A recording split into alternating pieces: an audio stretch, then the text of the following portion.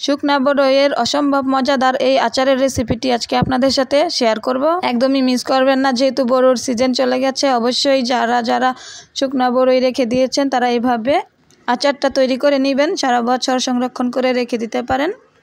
আসসালামু আলাইকুম everyone, welcome to my channel. আবারও ফিরে আসলাম আপনাদের সাথে আমার কুকিং টাইমের রেসিপি শেয়ার করার জন্য। তো আজকে আমি আপনাদের সাথে শেয়ার করব 1 গামলা শুকনা বড়ইয়ের আচার রেসিপি। এত বড়ই হওয়ার কারণ হচ্ছে এটা আমার গাছের বড়ই, তাই এতগুলো আরও ছিল, তো আমি আরও আগেও বানিয়েছি। তো এখন যে কয়টা রয়েছে এই সবগুলো একসাথে বানিয়ে নিচ্ছি। তো এখানে আমি সবগুলো বড়ই একটা গামলার মধ্যে নিয়ে নিলাম, বড় একটা বোলের মধ্যে। তো এই বড়ইগুলো যেহেতু রোদের মধ্যে শুকানো হয়েছে, অনেক ধুলাবালিও কিন্তু ছিল, তো আমি ভালো করে পরিষ্কার করে নিয়েছি। তারপরে আমি এখন ধুয়ে নিচ্ছি পানি দিয়ে। তো যেহেতু বড়ইগুলো ধুলাবালি উড়ে উড়ে অনেক ধুলাবালু জমে আছে, তাই বড়ইগুলো কিন্তু খুব ভালো করে ধুইতে হবে। আমি কিন্তু বড়িগুলোকে অনেক ভালোভাবে 3-4 বার, তার চেয়েও বেশি বার ধুয়ে আমি ভালো করে তারপরে এই ময়লাগুলো পরিষ্কার করে নিচ্ছি। অবশ্যই আপনারাও শুকনা বড়ইয়ের আচার তৈরি করার সময় এভাবে ভালো করে ধুয়ে নেবেন, নয়তো কিন্তু আচারের মধ্যে বালু লাগবে। তো আমি এই বড়ইগুলো ধুয়ে তারপরে আমি এগুলো ভিজিয়ে রাখবো 3 থেকে 4 ঘন্টার জন্য। তাতে করে কি হবে, আমার এই বড়ইগুলো ফুলে উঠবে, যার কারণে বড়ইগুলো কিন্তু আচার বানালে রসালো হবে, নয়তো কিন্তু শক্ত থাকবে। যেহেতু শুকনা বড়ই, সবসময় শুকনা বড়ইয়ের আচার বানানোর সময় অবশ্যই এরকমভাবে বড়ই ভিজিয়ে রাখবেন। তো আমি 3-4 ঘন্টা ভিজানোর পর দেখুন বড়ইগুলো কত টসটসে হয়ে গেছে ফুলে। এর ভিতরে কিন্তু পানি গিয়ে গিয়ে একদম বড়ইটা ফুলে ফুলে উঠেছে, যেরকমটা কাঁচার সময় ছিল বড় বড়, ওই রকম বড় হয়ে গেছে। তো এখন আমি ভিজিয়ে ফুলিয়ে নেওয়ার পর বড়ইগুলো আমি একটা বড় হাঁড়ির মধ্যে নিয়ে নিচ্ছি সবগুলো বড়ই। তো এই হাঁড়ির মধ্যে আমি সিদ্ধ করে নিব। দেখুন ভিজিয়ে রাখার কারণে কিন্তু বড়িগুলো একটু একটু গলেও গেছে।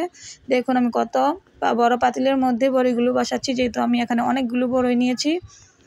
তো এভাবে আমি পাতিলের মধ্যে সবগুলো বড়ই দিয়ে দিলাম। এরপর আমি এখানে দিয়ে দিচ্ছি কিছুটা পানি। তো এই পানি দিয়ে আমি সিদ্ধ করে নেব। যদি পানি না দিই তাহলে কিন্তু বড়ইটা পুড়ে যাবে, তাই আমি পানি দিয়ে বড়ইটাকে সিদ্ধ করে নিব।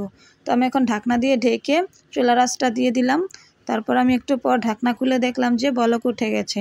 তারপর বড়ইটা আমি একটু নেড়ে চেড়ে দিলাম। দেখুন বড়ইটা কত সুন্দরভাবে সিদ্ধ হয়ে যাচ্ছে। এভাবে কিছুক্ষণ জাল করে বড়ইটাকে সিদ্ধ করে নিতে হবে। সিদ্ধ করে না নিলে কিন্তু আচারটা ভালো হবে না। তো এভাবে অবশ্যই সবসময় বড়িটা সিদ্ধ করে নেবেন। তো আমরা তো বাঙালিরা কম বেশি সবাই আচার পছন্দ করি। তো যারা একটু বেশি পছন্দ করেন তারা অবশ্যই এটা বছর জুড়ে সংরক্ষণ করে রেখে দিবেন সারা বছর খাওয়ার জন্য। তো এভাবে আমি অনেকক্ষণ যাবৎ জাল করে নেওয়ার পর কিন্তু বড়িটা খুব ভালো করে সিদ্ধ হয়ে গেছে। তো এই পর্যায়ে আমি চুলা থেকে নামিয়ে নিলাম এবং একটি চালনির মধ্যে ঢেলে দিব, যাতে করে পানিটা ঝরে যায়। তো এখানে আমি ঢেলে দিচ্ছি। তো এখন আমি সবগুলো বড়ই একসাথে এখানে ঢেলে দিচ্ছি। তারপরে আমি অনেকক্ষণ যাবৎ রেখে দিয়েছি পানিগুলো ঝরে যাওয়ার জন্য। তো এভাবে পানিটাও ঝরে গেছে। এই বড়ইয়ের মধ্যে থাকা সমস্ত পানি কিন্তু আমি ভালো করে ঝরিয়ে নিয়েছি। তো এরপর আমি বড়ইটা রান্না করার জন্য বসিয়ে দিব। দেখুন আমি এখানে দেখে নিচ্ছি বড়ইটা কতটা সিদ্ধ হয়েছে। দেখুন একবারে গলে গেছে। তো এরকমভাবে আপনারাও সিদ্ধ করে নেবেন। যেহেতু শুকনা বড়ই, সেটা সিদ্ধ হতে কিন্তু বেশি সময় লাগে না। তো এখানে আমি কড়াই বসিয়ে দিলাম। কড়াইয়ের মধ্যে প্রথমে আমি দিয়ে দিলাম শুকনা উপকরণ। এখানে আমি দিয়ে দিলাম 5 ফোড়ন, এবং আপনারা চাইলে সাথে মরিচও দিতে পারেন। আমি এটা বাচ্চাদের জন্য তৈরি করছি, তাই আমি মরিচ দিব না। এর আগে আমি আচার তৈরি করেছি, ওটার মধ্যে মরিচ দিয়েছি, তাই এটা আমি মরিচ ছাড়া তৈরি করছি। তো আপনারা যদি মরিচ দিতে চান তাহলে এই 5 ফোড়নের সাথে মরিচ দিয়ে তারপরে তেলে নেবেন। তো এখানে আমি হালকা করে 5 ফোড়নগুলো ভেজে নিচ্ছি। এরকমভাবে ভাজতে হবে যাতে 5 ফোড়নগুলো পুড়ে না যায়, বেশি পুড়ে গেলে কিন্তু তিতা লাগবে। তো এভাবে আমি ভেজে নিয়েছি। তারপর ঠান্ডা হলে আমি এগুলোকে গুঁড়ো করে নিব। তারপর আমি কড়াইয়ের মধ্যে দিয়ে দিলাম সিদ্ধ করে রাখা বড়ইগুলোকে দিয়ে আমি ভালো করে একটু ভেজে নিচ্ছি। এর মধ্যে আমি দিয়ে দিয়েছি সরিষার তেল, রসুন দিয়ে সরিষার তেলের সাথে আমি রসুন থেতলিয়ে দিয়ে তারপরে ভেজে নিয়েছি কিছুক্ষণ। ওইটা আপনাদের সাথে শেয়ার করতে পারিনি, ভিডিওটা স্কিপ হয়ে গেছে।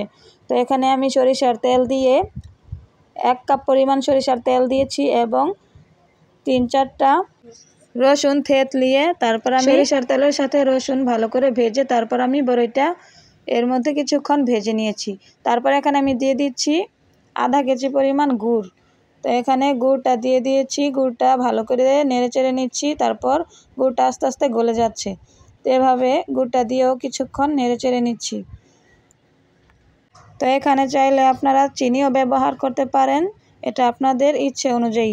তো আমি গুড় দিয়ে তৈরি করব। গুড় দিয়ে তৈরি করলে আমার কাছে কালারটা খুব ভালো লাগে এবং খেতেও আমার কাছে ভালো লাগে, তাই আমি গুড় দিয়ে তৈরি করছি। এখানে আমি আধা কেজি পরিমাণ গুড় দিয়েছি, লাগলে পরে আবার দিয়ে নিব পরিমাণটা টেস্ট করে। তো এখানে দিয়ে দিচ্ছি আমি হলুদের গুঁড়া 1 চামচ পরিমাণ এবং লবণ দিচ্ছি স্বাদ মতো। তো আপনারা আপনাদের স্বাদ অনুযায়ী দিয়ে নেবেন। তো এখানে আমি আরও দিয়ে দিয়েছি হোয়াইট ভিনেগার মানে সাদা সিরকা। এখানে আমি সাদা সিরকাটা ব্যবহার করেছি 1 কাপ পরিমাণ, যেহেতু আমার বড়ই এখানে অনেকগুলো, তাই তো সিরকাটা দেওয়ার জন্য বছর জুড়ে সংরক্ষণ করা যাবে। তো এই ভিডিওটা আমার স্কিপ হয়ে গেছে, দেখাতে পারিনি, তার জন্য দুঃখিত। তো আপনারা দিয়ে নেবেন। হলুদের গুঁড়াটা দিয়েছি আমি কালারের জন্য। তো এখানে আমি হলুদের গুঁড়া এবং লবণ দিয়ে ভালো করে নেড়েচেড়ে আবারও মিশিয়ে নিচ্ছি। তো এর মধ্যে কিন্তু গুড়টা গলেনি এখনও, তো আমি এখানে সামান্য একটু পানি অ্যাড করে দিব যাতে করে গুড়টা ভালোভাবে গলে যায়। তো এখানে আমি কিছুক্ষণ নেড়েচেড়ে পানি দিয়ে দিয়েছি সামান্য পরিমাণ, তারপর আরও নেড়েচেড়ে গুড়টাকে ভালো করে গলিয়ে নিচ্ছি।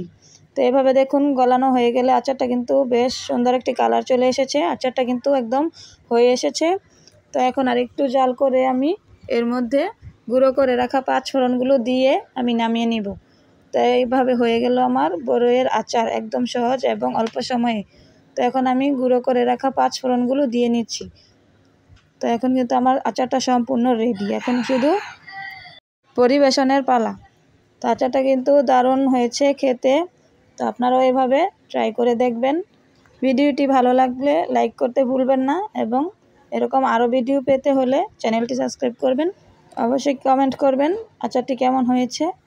আমি কিন্তু আচারটাকে শুকনা শুকনা করে নামিয়ে নিয়েছি, আপনারা চাইলে একটু রসালো করেও নামাতে পারেন, এটা আপনাদের ইচ্ছা অনুযায়ী করবেন। তো আজকে এই পর্যন্তই, আবার দেখা হবে অন্য কোনো নতুন রেসিপিতে। এ পর্যন্ত সবাই ভালো থাকবেন, সুস্থ থাকবেন। আসসালামু আলাইকুম।